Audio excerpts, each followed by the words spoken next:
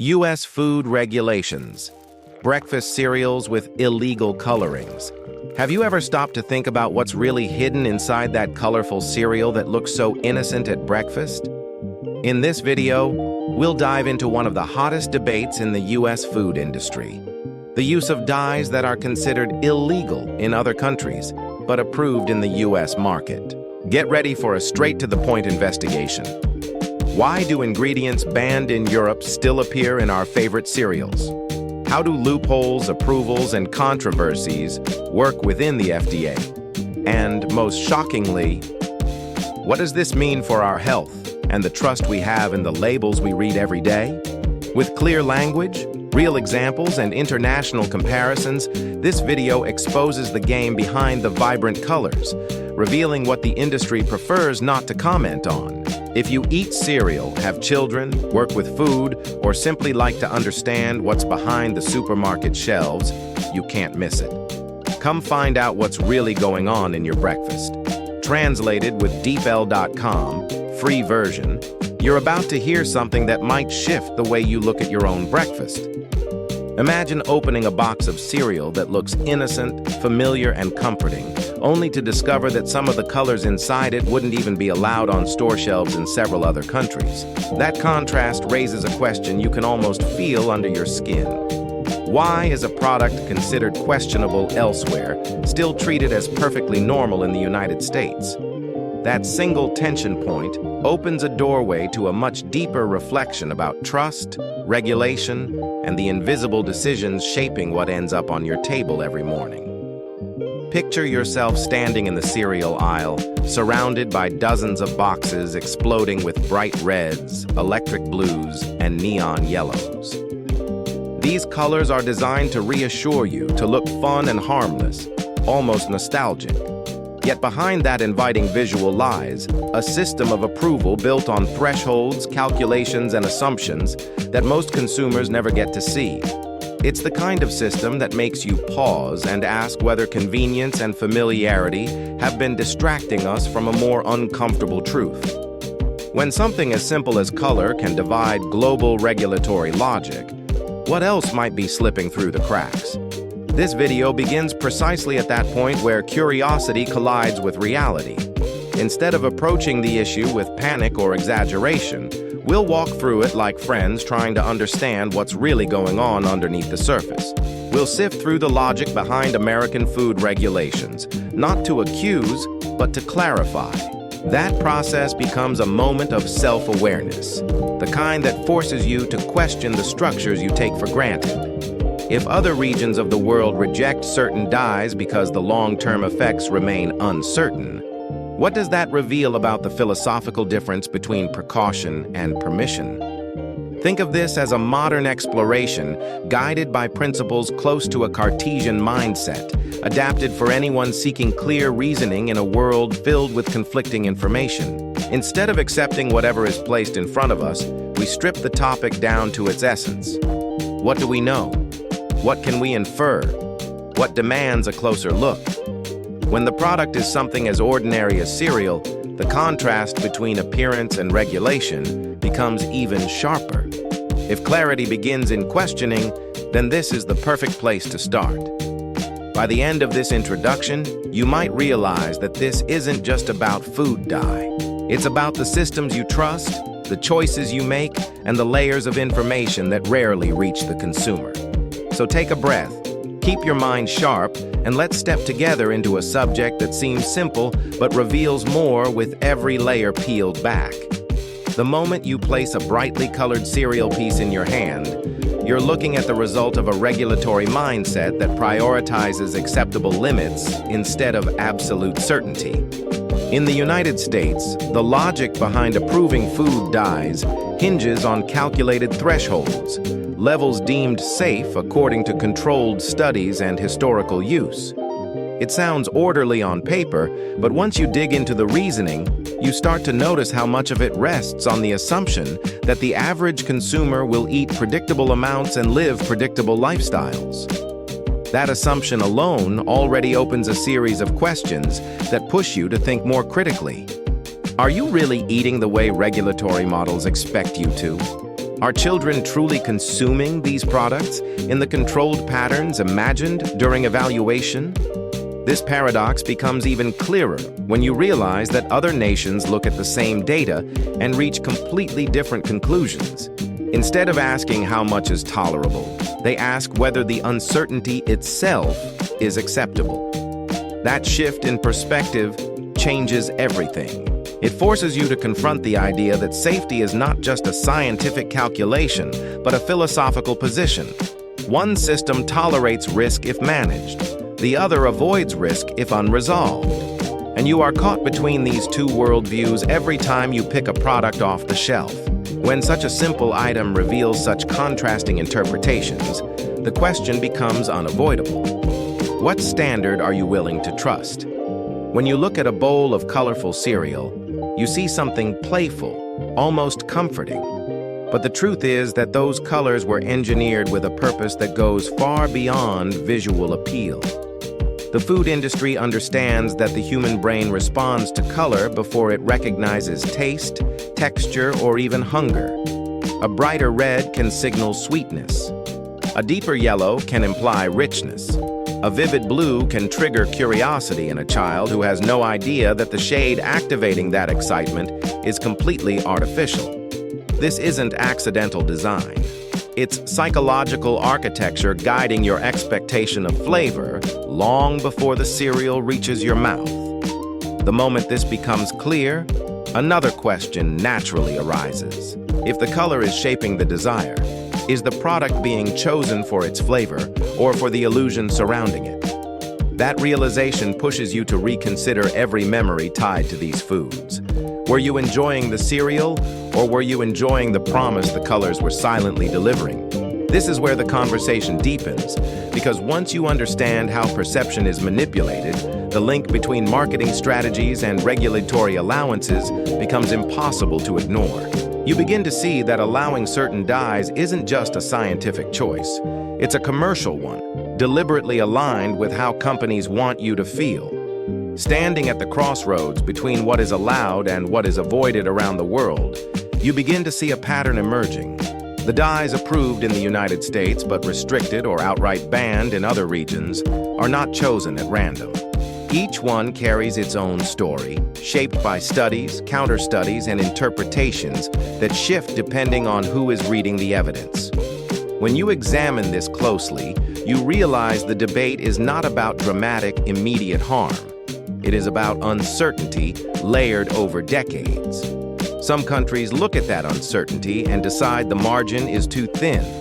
The United States looks at the same uncertainty and builds a framework designed to manage it through limits and labeling. The moment you dive into these differences, the contrast becomes almost philosophical. Europe invokes the precautionary principle, which simply means this: if there is any question about long-term consequences, they choose restraint. The United States leans toward the principle of reasonable certainty, meaning if harm is not proven beyond doubt, the substance may be permitted within controlled parameters. Two approaches, both rational, both rooted in logic, yet arriving at opposite decisions. What makes this especially striking is that it affects something as ordinary as a child's breakfast.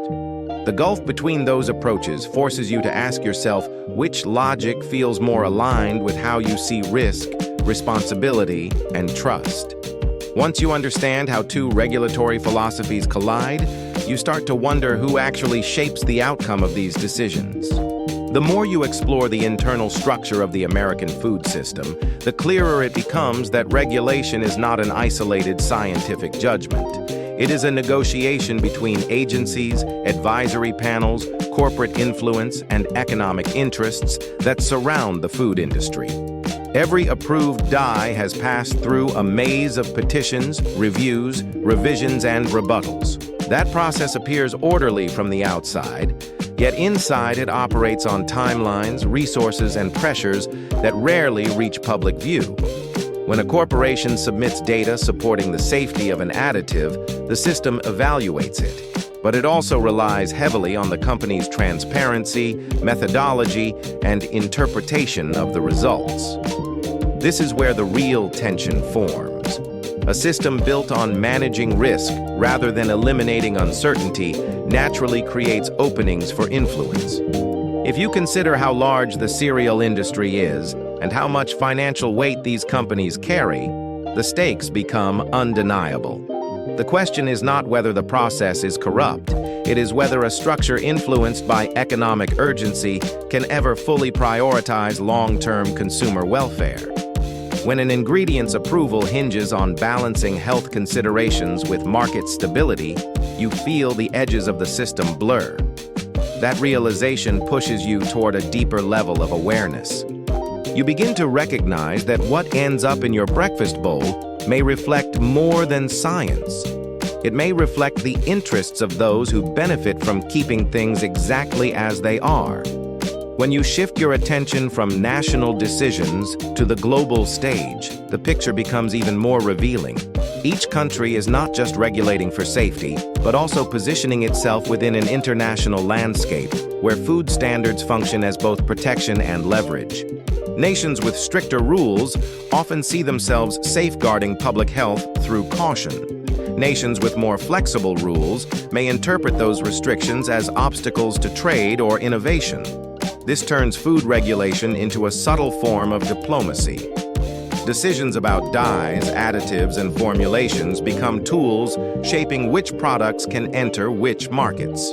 A cereal recipe acceptable in one region may be reformulated entirely for another, not because the science changes, but because the regulatory worldview does.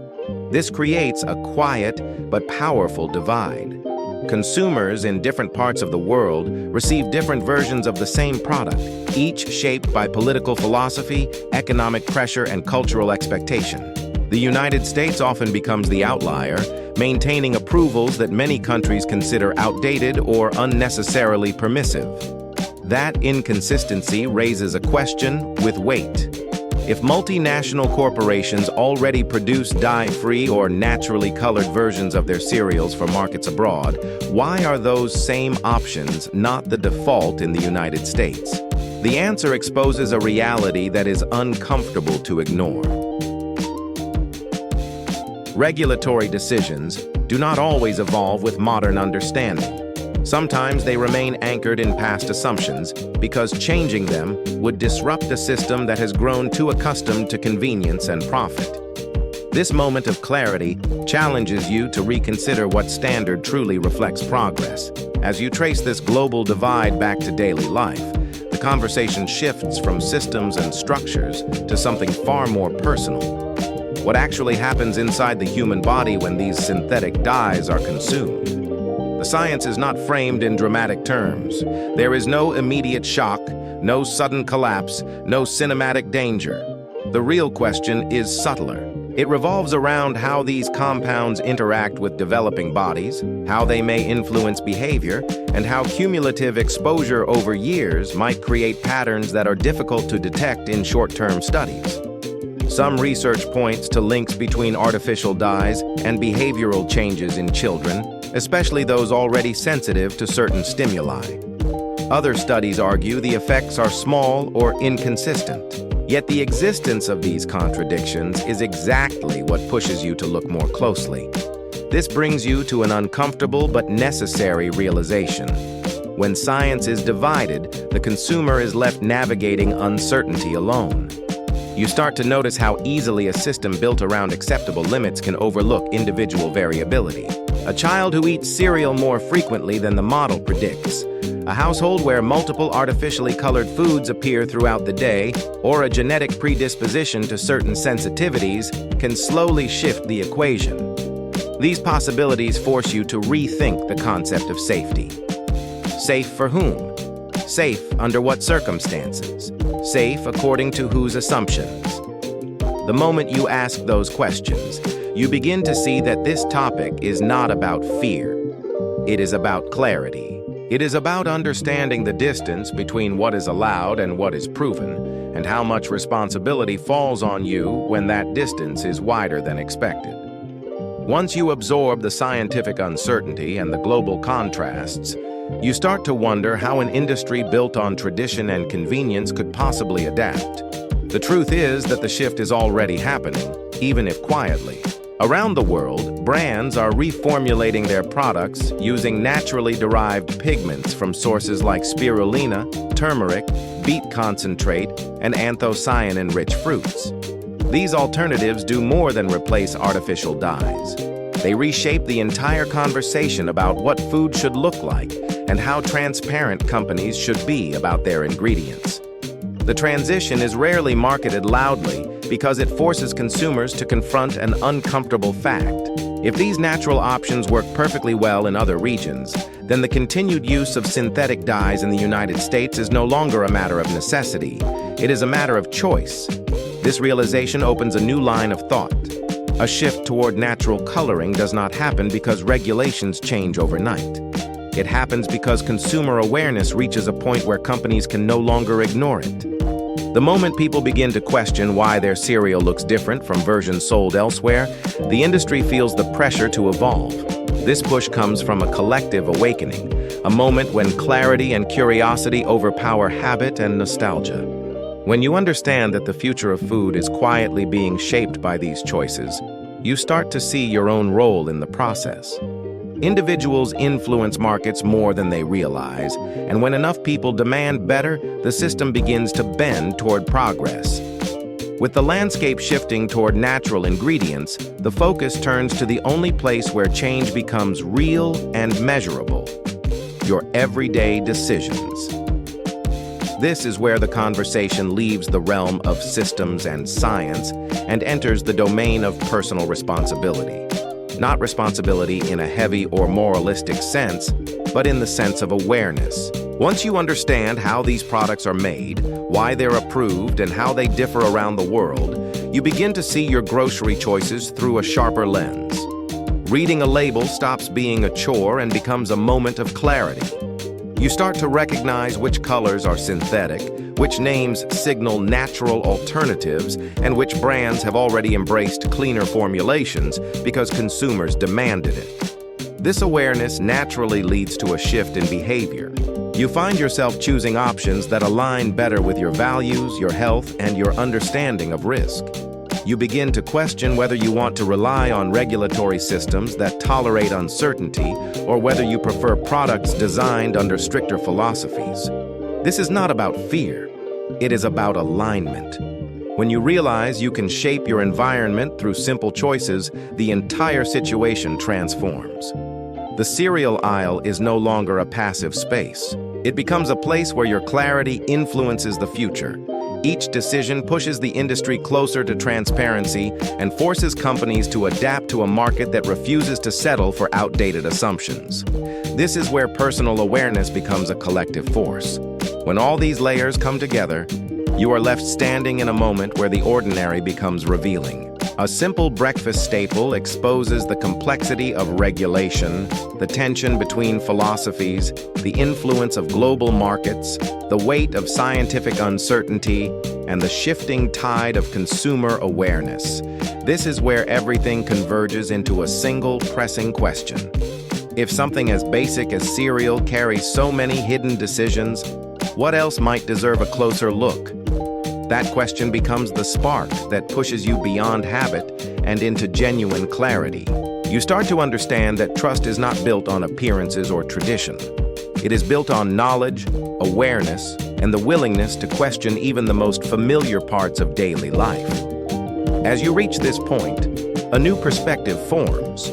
You no longer see the cereal aisle as a colorful display meant to entertain the eye. You see it as a reflection of a broader system where choices are shaped by profit, philosophy, and oversight. Recognizing that truth empowers you to approach your environment with a sharper mind and a more grounded sense of responsibility. When clarity replaces complacency, the entire world around you begins to look different. You realize that progress often starts with a single question asked at the right moment. What else have we accepted without truly examining it? This final spark turns curiosity into action and prepares you for a deeper journey of understanding far beyond breakfast. Every idea explored so far leads you to a single, unavoidable turning point. When something as ordinary as a breakfast cereal exposes the way systems operate, the way decisions are justified and the way risks are weighed, you begin to recognize that clarity is not given to you. It is something you must claim. This is the moment where the entire journey crystallizes. The contrast between global standards, the influence of industry, the gaps in scientific certainty, and the quiet force of consumer awareness all converge into a realization that feels both simple and profound. You understand that the world is full of choices that appear harmless because they are familiar, yet familiarity has never been a measure of truth. This chapter is where the narrative shifts from observation to insight. You are no longer just examining how food is regulated. You are confronting the broader principle behind it. Systems move slowly. Industries protect their comfort. Regulations lean on assumptions. In the middle of all that, the only person who can sharpen your awareness is you. This moment becomes an anchor. When you question what you consume, you begin questioning the structure that built your habits. That questioning breaks old patterns. It leads to decisions that reflect your reasoning instead of convenience. And once you step into that mindset, you begin navigating the world with a sense of ownership instead of passive trust.